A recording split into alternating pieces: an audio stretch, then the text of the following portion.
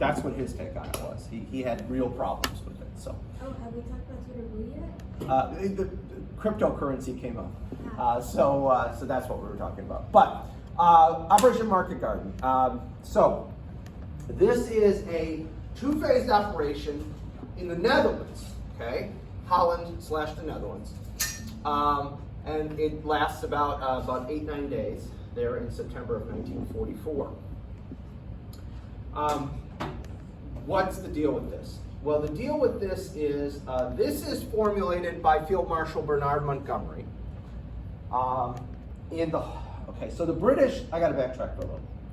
The British are running out of men, like literally running out of men. They have been fighting since 1939, and they weren't that huge of a country. And their other the other members of the empire are doing their own fighting. So if you're Australian, you're fighting in the South Pacific. If you're a New Zealander, there's some in the South Pacific. There's some fighting in Europe. Canadians are pretty supportive of the European operations. Indians are mostly fighting in the Pacific, China-Burma-India theater.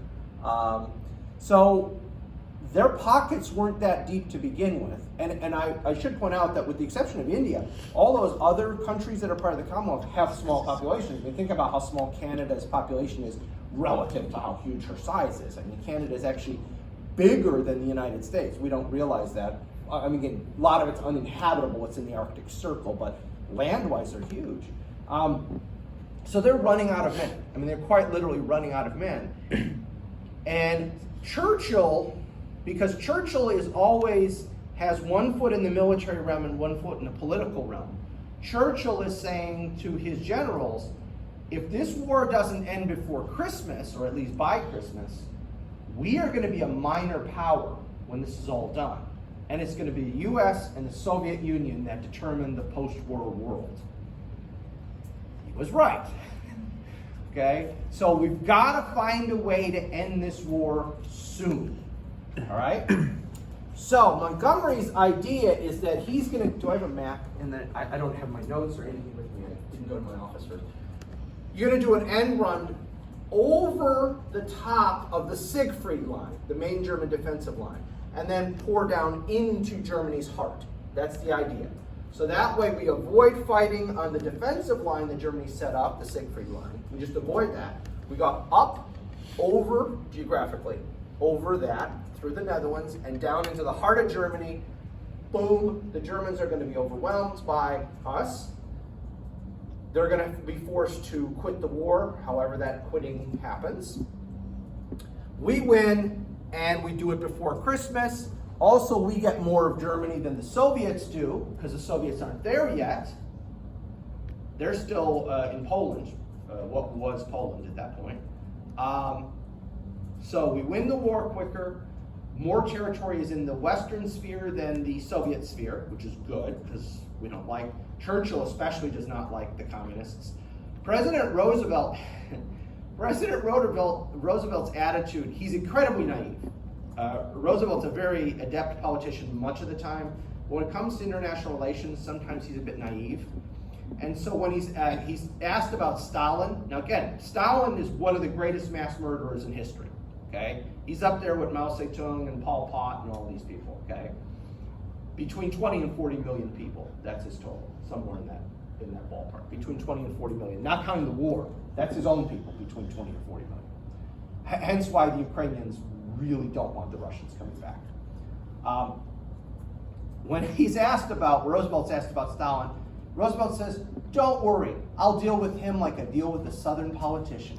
I give him enough roads and bridges, he'll do exactly what I want. Showing the utter naivete of Roosevelt, that he just does not realize who he's dealing with here. The man he's dealing with is not who he thinks he is. Anyway, that Churchill is afraid of the Soviets. He's afraid of their influence in the post-war world. We're running out of men. We're going to be a minor player. This is our end run. And if we can get this to work, the war ends soon. We get a bigger stake in the war. We push the Soviets out. From Churchill's point of view, good, good, good. Okay? Eisenhower doesn't want to do this because Eisenhower is all about that broad front. I think we talked briefly about the broad front versus narrow front. If we do a broad front, which means all of our Western armies just gradually work our way forward in a big line, and eventually we collapse the Germans. Narrow front is we're just going to pick one small section. We're going to put all our resources behind that one and let them go. Tidal wave or spear. Yeah, exactly.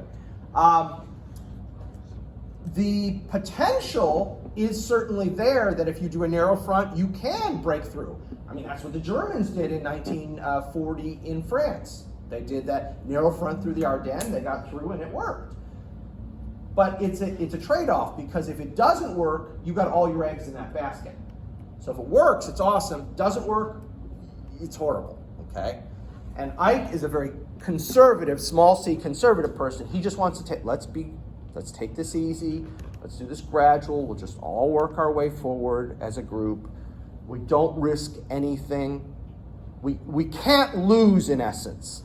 It's just a matter of time. Please. It sounds like his weakness and Wilson's weakness are about the same. You mean Churchill or Wilson? Because Wilson sort of believes everyone was going to be able to do that from there to. Oh yes, yeah. Right. So that's the idea behind this. And at the small level, at the minor level, you have to secure a series of bridges and then follow that up with an armored column to make this thing work in the Netherlands. The Netherlands, it's important to remember, the Netherlands, when the Romans first appear in Northern Europe, the Netherlands is a giant swamp. The Netherlands is in essence an estuary where you have several rivers all flowing into the North Sea. So the Netherlands today is a beautiful country. It's got lots of agriculture and stuff. That took 2,000 years of filling in, adding dirt, building dams, building dikes, canals. It took 2,000 years to turn what was a giant swamp into a very fertile, productive place. But it's still pretty wet. Hence, there are bridges everywhere because there are rivers and canals everywhere. So you have to capture these bridges. And if you can't capture these bridges, you can't go anywhere in the Netherlands unless you want to swim. Okay? That's your choices. So there's these series of bridges that have got to be captured, and that's the only way you're going to make this whole thing work. And that, in essence, is one of the big problems with this plan. If you're the bad guys and you know somebody needs a bridge, you can do what? Destroy it. Okay? You can blow up the bridge because it'll slow down your enemy. So you're not only racing to capture the bridges, you're racing to capture them before they get blown up. Hence, one of the big aspects to this operation is airborne assault. How are we going to make sure the bridges don't get blown up before our armored units get there? We're going to drop paratroopers on top of them. The paratroopers are going to secure the bridges, then we can drive right across. That's the idea. This will be the largest airborne operation in history, and I can tell you we'll never do it again because, quite frankly, airborne today, we keep it mostly because it's cool, because we know we're never actually going to drop people out of airplanes onto a hot target. We're never going to do that. It would be a slaughter. It'd be an absolute slaughter in this day and age. So we mostly just keep the whole parachute units because they're cool and they've got a cool history. And it's also another one of these training opportunities to weed out, the tough from the untough. Yeah, a special operations. Yeah, if you're dropping like 2 guys or a team of maybe 10 or 12, yeah, that we can do. But like dropping 500, they dropped them in Afghanistan, if I recall, back in like 2002, and it was a combat drop.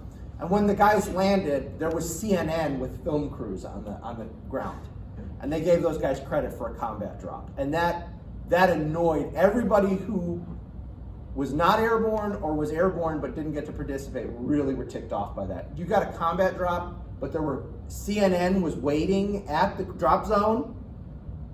That doesn't sound like a combat drop. If CNN could be there, you probably could have just bust those guys in. I mean, anyway. So that's the general plan. It's really two plans. I mean, there's literally Operation Market and Operation Garden. So Market is the air. Market is the air operation, which I said is largest in history. We're going to have almost 15,000 guys go in by glider, 20,000 go in by parachute. Okay, oops, didn't mean to do that. Go back. Sorry. Okay, so this is 35,000 guys are going to assault these zones. So again, huge. And then, by the way, we stopped using gliders after World War II because they're just too dangerous. They're too erratic and too dangerous.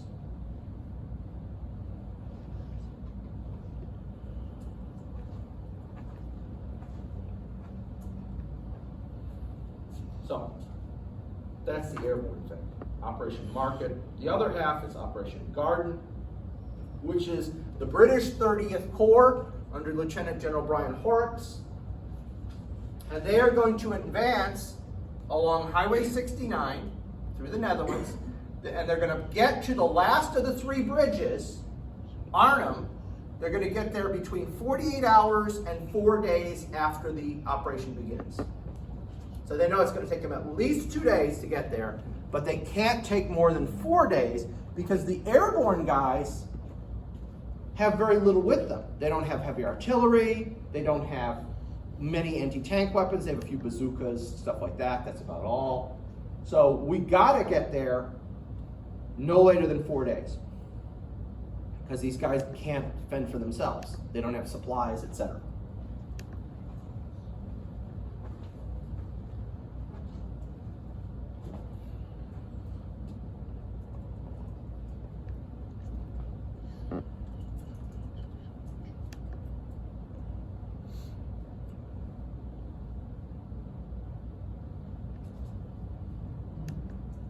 Now, there's going to be 3 major drop zones.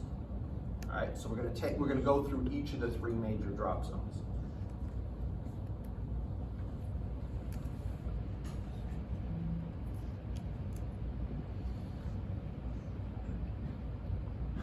Everyone's caught up. Okay. So, why is this considered a bridge too far? Because, by the way, that's the name of the book. That is the best book on the subject, and then the movie that was made. Both are worth watching, reading and watching, by the way. The book reads like a novel.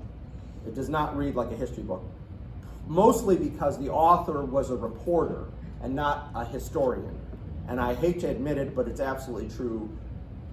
They write better books for reading. Now, his is also well footnoted. You know, he's a genuine scholar. Cornelius Ryan is the name of the man who wrote the book. And it's a great book every way you slice it. But yeah, because they're trained to write well first, and they learn to research later, we're trained to research first. And if you learn how to write, it's sometime later. Okay? So there's a lot of see Jane run Jane run in history books that are written by historians, because we're not trained how to be writers first.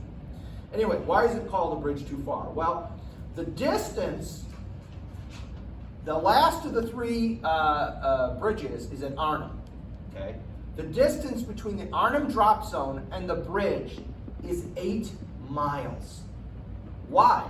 It's a very built-up place around Arnhem. And there was no suitable drop zone to drop the entire division anywhere near the bridge. So they dropped 1 battalion close to the bridge. Those guys rush to the bridge, they capture the bridge, and then they're going to wait to be relieved by the rest of the division. The division never gets there. Because as it turns out, and I might be stealing my thunder. Let's wait, let me see, make sure I don't steal my own thunder here. Okay. The weather, it's Britain, it's foggy. They get a bank of fog move in, and some of the support drops that are supposed to come after the initial drop, literally they can't leave England. So in one case, for several days, they can't leave England. The Allied plans are intercepted by the Axis. A glider carrying some staff officers who had a copy of the plans crashes. Everybody on board's killed. That's why we don't do gliders anymore. And the Germans find the plans. Initially, they think it's a deception operation and refuse to believe the plans are real. But within about a day, they figure out, oh, no, this is real. And so they have a copy of our plans and know exactly what we're intending to do. Remember how in no, this is U.S. history. I'm sorry, I'm teaching World War II at the same time. So half the time I'm thinking, wait, I told them already. No, that was World War II. In 1940, when the Germans are invading France, they have almost the exact same thing happen. A copy of the German plans is captured by the Belgians, who hand it to the French. And that, if you remember, that is why the Ardennes forest thing even takes place. Because initially, no, we can't go through the Ardennes. There's no way we can make it work. But after the French have a copy of the plans, they turn to Guderian, who's the guy who came up with that whole going through the Ardennes forest, and they say, okay, well, we'll try it because we got no other choice because we know they got the plans. Because remember, the original plan was just Schlieffen Part 2. It was just going to be through Belgium, big arc. Well, the French knew that was happening. So you have a very similar thing happen here in 44 as happened in 40 to the Germans. That's why you don't do that kind of stuff. There's an aircraft shortage. So in most cases, you're only going to get one transport flight a day, which means you can't drop all of the divisions on the same day in the same strength.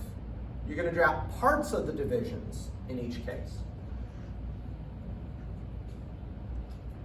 So I asked, why was there a shortage? But 4,500 aircraft lost in like one battle or something. Yeah, exactly. Okay, good. So those guys at Arnhem, turns out they landed on top of 2 SS Panzer divisions. Now, these were not full-strength divisions. These were divisions that had been chewed up in Russia and had been pulled out and sent to the Netherlands because it was quiet to recuperate and start rebuilding their strength. And the Dutch intelligence had said, they're there. And the Allies in England refused to believe it. The Dutch even had a couple pictures, and that was dismissed. Those divisions are on the Eastern Front. You're misidentifying them. And even when they had a picture of a tank at one point, they said it's probably inoperable. Probably doesn't work. Why would the Germans waste a tank in the Netherlands? There's nothing in the Netherlands. You're not going to have tanks in the Netherlands. This is a quiet sector. So the Dutch had tried to warn them. British don't listen. This is a British operation. The Americans weren't even informed about it. So that's why that division that lands 8 miles away can't ever get to the bridge, because they're in the midst of maybe about a full division if you add the 2 halves together, because they're both chewed up pretty bad. Well, it's a tank division. These are airborne guys. They've got rifles, mortars, machine guns, maybe a few bazookas. The British bazooka was called a Piat. That's it. They can't take on tanks. This is another one of these that has never been explained. The British radios don't work at Arnhem. They land, they set up the radios, they won't work. And I've never seen a scientific explanation for why these radios that worked in England, they tested them before they left, nothing's broken, but they won't work in the Netherlands. The best theory I've been able to come up with is those radios had previously been in North Africa, and it had something to do with going from the super dry to the super wet environment. But even that doesn't 100% wash, because they were in England, and England's kind of wet, so... Maybe someone... No, so that's the thing. After... someone just put out to pay a phone bill. After the Netherlands, they pull them back to England, and they're working again. I guess this goes in that category of, like insurance companies say, act of God. Sorry, it's not our fault. Not a hurricane. It was an act of God. Like the radius had to not work for it to go the way it went. Yeah. I'm sorry. Then in World War II, they greatly believed in gremlins. Yes, there was the idea of the gremlins. Yes, which is not the same as the 1985 movie, but yes. I was gonna say the William Shatner. Yes, a terror at 10,000 feet or something like that. Yes. The thing on the wing. Yes, that's a good one. That's a great Twilight Zone episode. But yeah, they don't work. So the poor guys at Arnhem, who are short on supplies, are trying to get in touch with the British, because when they're doing supply drops, they're dropping it where they should be rather than where they are, and all the supplies dropped at Arnhem are falling into German hands. And they're trying to signal them and all this kind of stuff, but the pilots were told, ignore any of that. That's just the Germans trying to trick you. I don't suppose an apology was ever issued. What's that? Well, I don't suppose an apology was ever issued. No, of course not. They're the British. They're not going to apologize. Yes, I'm sorry. So now they know the Germans are there? Yes, exactly. So yeah, this was, again, everything that could go wrong in this operation pretty much went wrong. The bridge at Nijmegen is destroyed when the Americans land on the first two places, Eindhoven and Nijmegen. And at Nijmegen, the bridge is destroyed. So they have to do one of these kind of like Lego kind of bridges they have, that they take apart and you put it together in sections and everything. It's called a Bailey Bridge. It's a British design. Well, that takes like 16 or 18 hours out of your plan to put together this bridge. And then at Eindhoven, the Americans capture one side of the bridge, but the Germans hold the other side of the bridge. So what do the Americans decide to do? Bomb them? No. They're going to capture the bridge from both sides. They're going to do a water crossing in boats and capture the other side of the bridge from the Germans. Okay? And when they get the boats, they're canvas-sided boats with plywood bottoms. And so they do this, and it succeeds, but the casualties are horrific because they're crossing right in the face of the Germans. They lay down a smoke barrage that unfortunately the wind carries away, so they're not hidden by the smoke. I mean, they take the bridge, but the American casualties are horrific. Okay, that's the 82nd Airborne lands here, the 101st Airborne lands here. So again, just everything that could go wrong in an operation happens. Everything that can go wrong in an operation happens here. And yeah, just one thing after another, please. There's a lot of like all this is it reported like with these soldiers? Ryan, I don't think he was actually there. He was a reporter in World War II, but I have to go back and look. I apologize. I don't know off the top of my head. Because he wrote a book about D-Day as well, and a book about the Battle of Berlin. So I don't think it was purely based on where he was. Yeah. So again, it's just everything that could possibly go wrong goes wrong. They managed to do these two though, and they keep going. But by the time they get to Arnhem, that small battalion, 500 guys at the bridge, has already been overwhelmed. They held out for I think 7 days, despite the maximum being 4. It's a disaster. Okay. I mean, imagine if they didn't do anything. Like they're just sitting there. I mean, after like we did all of this, he's been sitting here. Yeah, exactly. I mean, you do all that, and what do you get from it? Basically nothing. Yeah. You've been better off doing nothing than doing what they did. So the irony is, this actually accelerates how quickly the British lose control of the Western Front, of their piece of the Western Front. Is because they take these casualties and they get nothing for it. At least if they had done the broad front strategy, at least it would have been fewer losses or the same losses, but over a long span of time, and you get capture more territory or something like that. But it's just like the worst. It's the worst possible situation. I mean, you just said the Americans suffered heavy losses on the bridges, right? Yeah. The 82nd suffers worse losses than the 101st, but both suffer pretty severe losses. Yeah. Allied losses, 16,000 total Allied casualties. I don't have it broken down by bridge or anything, I apologize. 88 tanks are destroyed. That's nothing for the Allies at this point. 88 tanks, that's like 1 day's production in the United States. 144 transport aircraft, though, that's always a problem because the priority in the aircraft is fighters and then bombers, and transport aircraft are pretty low on the production rolls. On the other side, the Germans lose about 13,000 casualties, which again, they can afford less than the Americans can. So in a relative sense, it's worse for them. It's hard to say that when you look at more Americans and Brits dying, but it's kind of true. 30 tanks, again, that's not huge, and 159 aircraft, almost all fighters in their case.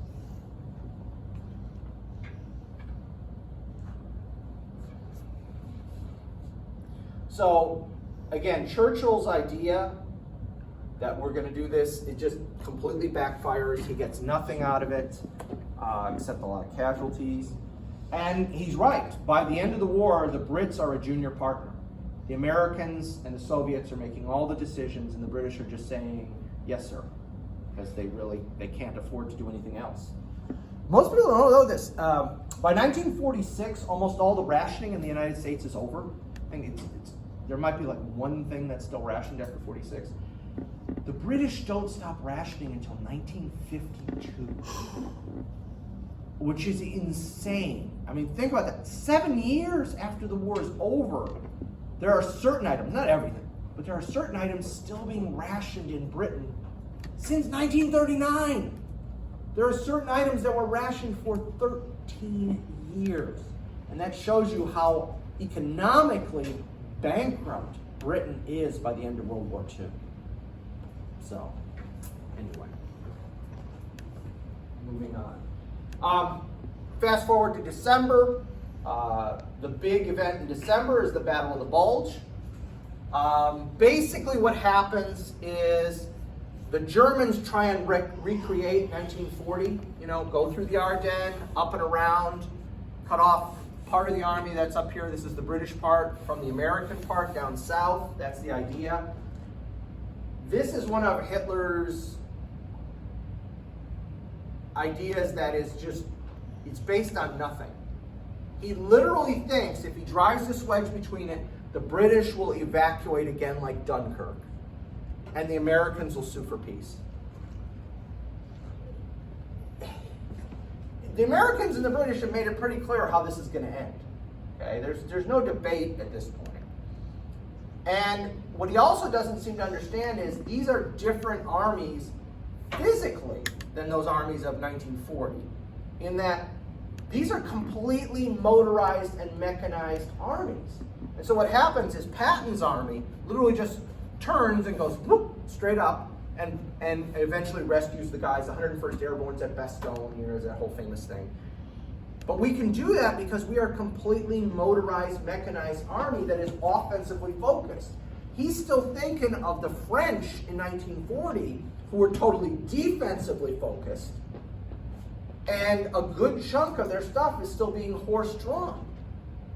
It just shows in 4 years you have radically different armies, radically different organizations, radically different equipment, but Hitler can't seem to move forward with his thinking. He's still thinking it's 1940, we can just do this all over again. And so the Germans, to their credit, do a fantastic job. It helps that we screw up. Part of this is our fault. The American division that's here covering a 26-mile front is the 106th Infantry Division, a brand new division. It's never been in combat before, and they have them covering 26 miles with one division, which is, I think, according to the manual, a division should cover no more than like 10 or 12 miles. So you take a division that's never heard a shot fired in anger, you give it a zone that is 2 or more than twice as long, you plunk them down there, and then they're hit by this armored spear, as it were, this armored spearhead, and what happens is they disintegrate. 2/3 of the division surrenders within 24 hours. It's the greatest surrender in American history, except for the Philippines in 1942. And again, had we had a more experienced division there, had we been following the manual as far as how much of a front a division covers, the Battle of the Bulge might have been a whole nothing burger. I mean, that initial unit was going to get hurt. There's no doubt about it. When you're being hit by an armored column and you're an infantry division, you're going to get hurt. But the way they just completely disintegrated. If it was an experienced division, it wouldn't happen. If it was a narrower front, it wouldn't have happened, et cetera, et cetera. So as much as we can mock the Germans, and Hitler in particular, for how stupid he is, well, we did the same thing. We said, oh, nothing's going to come through the Ardennes. We'll take this green division, we'll put him here, psst, nothing's going to happen. So who are the dummies? Everyone. Yeah. I don't suppose there was like Christmas truce like in World War One.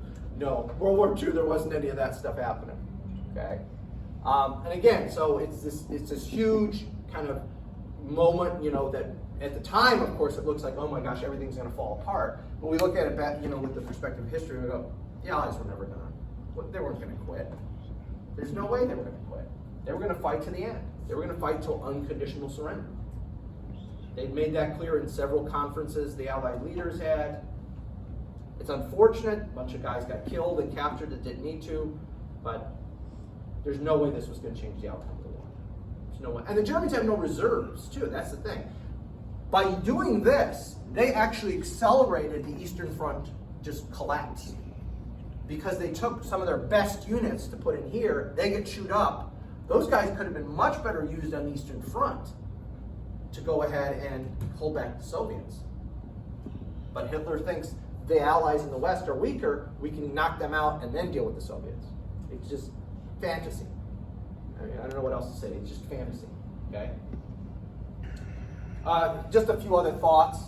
So both of these are mechanized combined arms forces, unlike 1940, where you had one that's mechanized and combined arms, i.e. the Germans, and then the French and British are still using horses. So, you know, there's that. Well, are the French really involved at this point, or is it mostly? There are a few French units, but they're way in the south, down almost near the Swiss border. So I forget what army that was for the French, but yeah, it's a very small amount. And in fact, as far as mobility is concerned, the Americans, and then the Brits by correspondence, have more mobility because we have more tanks, we have more trucks, we have more jeeps, and we're supplying the British and the French with all this stuff, so they have it all. So actually the advantage, if there is a mobility advantage, it's the Allies. It's not the Germans. I mean, they had to scrape their forces just to find enough trucks and tanks and so forth to make this work in the first place. Yeah, we managed to double our strength in that sector in 4 days. That's how quickly, because again, Patton can just turn on a dime and head straight north.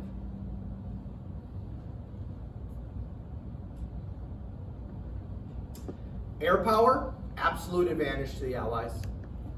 As we talked about earlier, almost all the German fighters are on the Eastern Front or in the skies over Germany itself.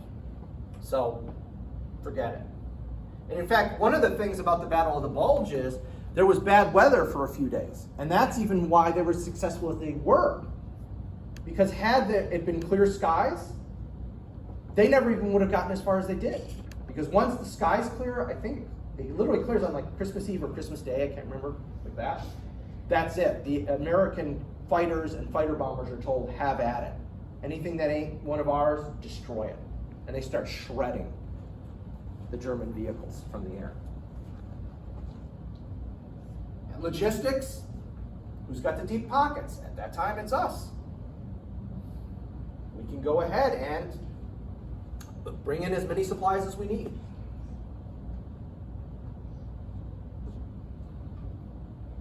So again, really all the advantages are to the Allied side. Now I know I'm Monday morning quarterbacking. I get that, all right? But even at the time, if you're the Germans and you've been in this war for quite a few years, you should kind of look at the Americans. You know, there's that famous line in some World War II movie. It didn't really get said, but it's emblematic of this whole thing. So there's this World War II movie, and I can't remember which one it is. And Rommel is being showed some captured Allied stuff, and they show him pound cake that has been baked in cans and then shipped to the Americans in the field in Europe. And he's like, wait a minute.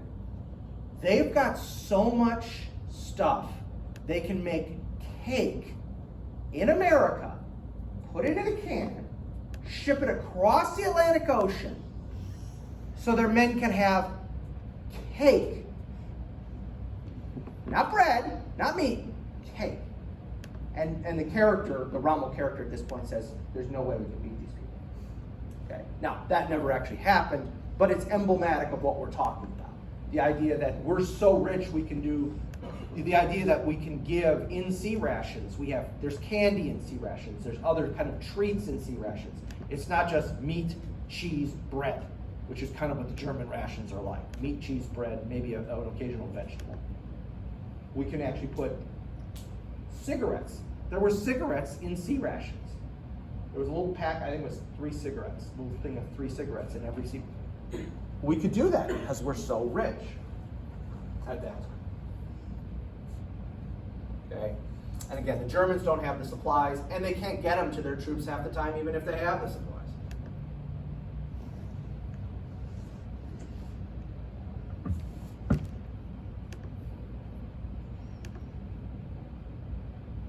So, again, a very kind of dramatic moment in the Western Front battle, Battle of the Bulge, Ardennes offensive, whatever you want to call it. But again, with perspective, we can say this was a foregone conclusion how this was going to end. It was just a stall tactic. Exactly. I mean, all it could have done was stall. It was never going to, the Germans were not going to cause the British to evacuate again from another Dunkirk. The Americans are not going to be willing to sue for peace. We made it clear unconditional surrender is the only way we're going to end this. So it wasn't that bad. So what are the losses of the Battle of the Bulge? U.S. takes 95,000 casualties. Far worse than Market Garden. More than 800 tanks are destroyed. 1,000 aircraft lost. This is a major offensive. And I should point out, the British had almost no role in the Battle of the Bulge because they're north of the Bulge itself. And so it's pretty much the Americans doing all the fighting. They do a little peripheral fighting. What's hilarious is Montgomery, after the battle's over, when he writes up his report, he makes it sound as if he rescued the Americans. And when that comes out publicly, Eisenhower is absolutely furious. Because basically the British had almost no role in this battle. But yet, Montgomery's version of it is, we saved the Americans. And Patton in particular, Montgomery and Patton hated each other. Patton in particular is furious because he's like, I'm the one who saved the guys at Bastogne. Where were you guys? Never saw you. Okay? So, Germans, 100,000 casualties. Again, some of their best remaining guys that they can't afford to lose. 800 tanks, there's no way they can make up the loss of 800 tanks. That's an enormous loss. And about 800 aircraft. So they cannot, I'm not diminishing these are real losses, but the Americans and then the Brits can make these up. The Germans can't make these up. Not even close.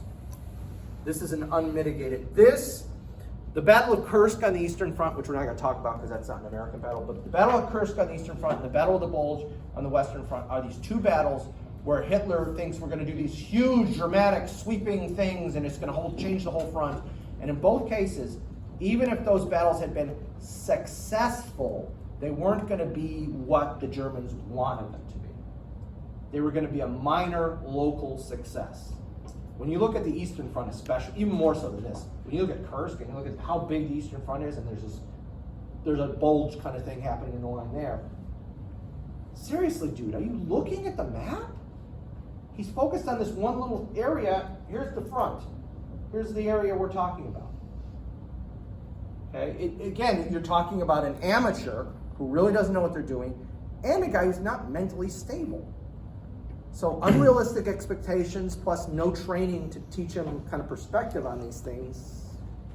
There you go. So put it in perspective, in terms of total U.S. casualties, Battle of the Bulge was roughly 10% of that. Yeah. There you go. Yeah, that is huge. Again, so by the time there's really nothing to talk about in the spring. It's basically just after the weather clears and we can start moving forward. We're just go back to the broad front and let's just gradually take it in. We're destroying the Germans systematically. There's no big, huge battles. The Western Allies, what do they look like at the end of the war? 3 army groups. Remember, an army group has multiple armies in it. So these are huge formations. 7 field armies, 93 divisions between the British, the Americans, the French with a small contingent. There's a few minor, like the Poles have 1 division. The Belgians, I think, have a brigade. The Dutch have a brigade or a division. The Czechs, strangely enough, have a brigade. Those poor guys, like the Poles, are going to get screwed at the end of the war and told, hey, you can go home and be under communism, or you can go somewhere else. Not to downplay the U.S. casualties, but 95 was a huge amount of loss of U.S. Russia, that's just Tuesday. Yeah, basically, yeah. That's a Tuesday afternoon. Here's the breakdown. There we go. So this is all of the West. So this counts Italy too. So 61 American, 15 British, 8 French, 5 Canadian, 3 Polish, and then that Brazilian. And then the brigades would be the Dutch, Czech, Belgians. I think that's it. So. I know it's a Brazilian army, but it's much funnier if it's just one Brazilian dude. Yeah. It's 61 dudes. It's Paulo. Paulo is there. As I said, for the Brazilians, that's a huge thing for them because they had not participated in World War I, and the fact that they contribute an entire division to the fight in World War II is a huge thing.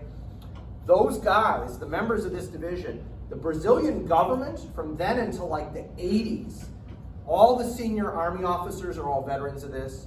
Most of the politicians are from this. So this becomes a huge thing for the Brazilians. There's probably not many of these guys left because like World War II vets are all pushing 100 at this point. But yeah, that is hugely important to post-war Brazil. And I'm not enough of an expert, but I'd love to read a book like on the political and social effects post-war of Brazilian participation. And there probably is a book, but it's in Portuguese. So that's not going to help me because I don't speak Portuguese or read Portuguese. So anyway, so 4 million ground troops the Allies have in Europe by the end of the war. 4 million ground troops.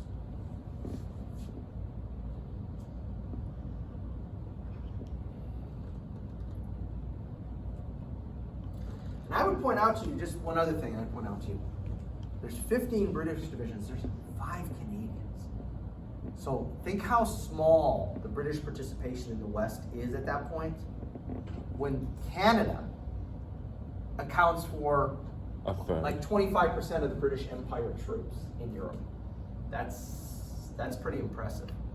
I mean, the Canadians deserve a lot of credit considering how small their population is. The draft became very controversial in Canada during World War II because Canada had never had a draft. And so when they enact the draft, they actually have a provision that draftees cannot be forced to serve overseas. So the guys who fight here are all volunteers. And the draftees are kept doing defense stuff at home. And in fact, they're referred to as zombies. That's what the nickname for those guys is, because they won't go anywhere else. They're just staying there. And so there's a real, post-war in Canada, there's a lot of hostility. Like if you served in Europe, or there's a few who served in the Pacific, and then you meet some other guy, well, where did you serve? Oh, I was drafted and I was in Saskatchewan. It's like, okay, you weren't in the military. Whatever, okay? So there's a lot of hostility after the war about that. Okay, I want to point out, as much as I'm an American and I'm a Pole, so I've got a lot of resentment for the Soviets, for the communists.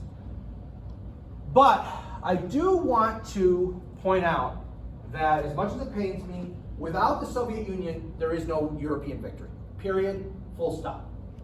Okay? I'd like to be able to say that's not true, but it is true. And I'm trying to be an honest person and tell you what is true, not what I want to be true. Okay. Without the Soviets, we don't win the war in Europe, period. We don't even get on the continent without the Soviets. So I want to show you a couple, I think it's two. Sorry, I don't have my notes because I had to rush literally from the parking lot. So my notes are in my office. I want to show you the distribution of, if you're in the German army, okay, or the Waffen-SS, so combat divisions, that's what I'm talking about. If you're in a combat division in the German army in World War II, where are you going to be? And this will illustrate my point about the fact that it's the Soviets who, without them we can't win. So, this is Western Front versus Eastern Front for each year of the war. So, okay. So 1939, just a little bit more on the east than the west. 1940, obviously they're invading France, so more west. From 1941 onward, that's where the German army is. It's on the Eastern Front. The German army or Luftwaffe field divisions or SS field divisions or whatever. They're all on the Eastern Front. That's where the real fighting is taking place. I'm sorry to have to say it, but it's true.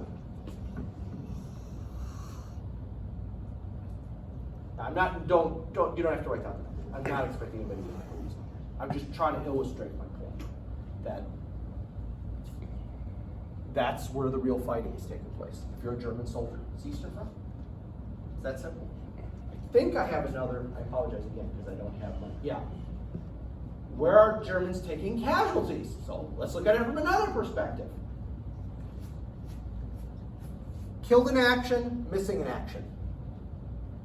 84% of Germans killed in action in World War II are killed on the Eastern Front. 65% missing in action are on the Eastern Front.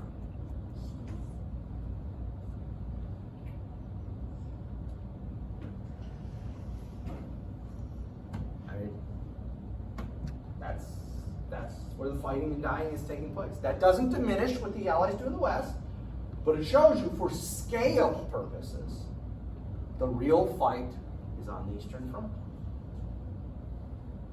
That's the reality of it. It's crazy. I feel like I've always had like a preconceived notion of the opposite. Right. You Well, don't picture it big because it's us. right, it's us. We're Americans, so, hey, Granddad, when he fought at Normandy, and I'm again not taking away from the heroism of that, okay? Not taking away from the heroism of that.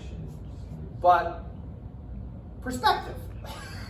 I mean, one of the things history should give you is perspective. So it doesn't diminish what Granddad did, or in your case, his great-granddad, in Normandy or Battle of the Bulge or Market Garden or any of these places. But scale. I mean, you can't. Do I have another one? Now, here's what I will say.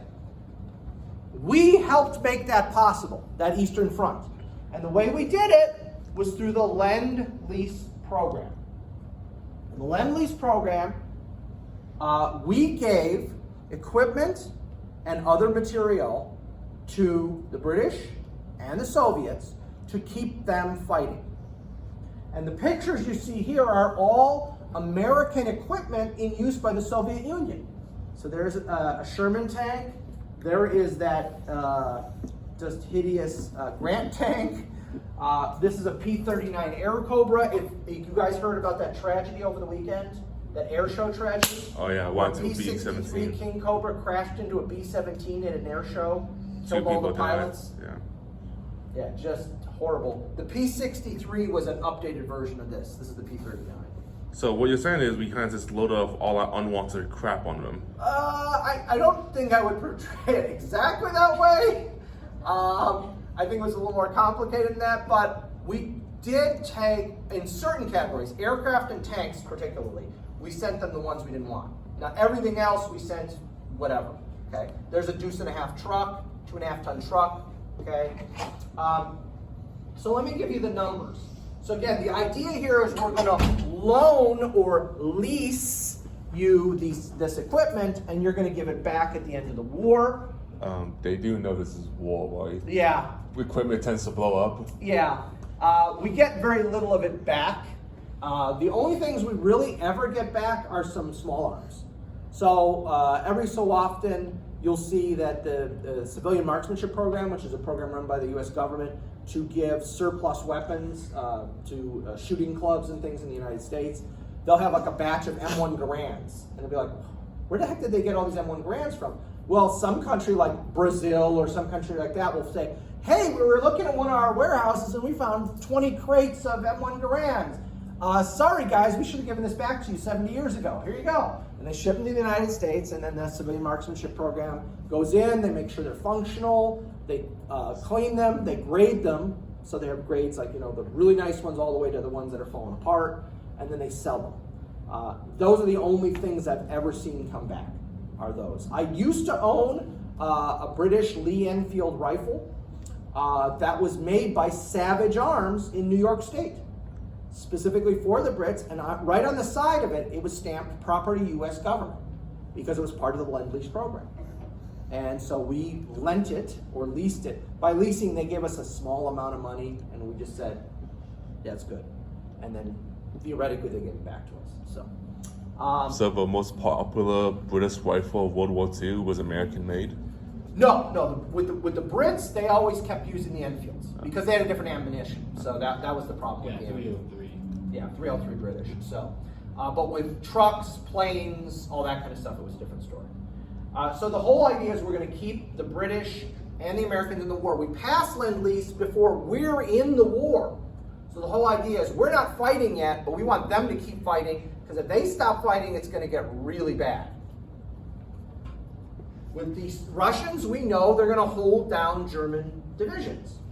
With the British, they are the jumping off point and the, as they call it at the time, the unsinkable aircraft carrier. We can base all kinds of planes from Britain to bomb into Germany. That's the whole idea here. So what do we send them? Well, we send them a lot of stuff. Let's talk about food first, okay? Let's talk about food. What do we send them?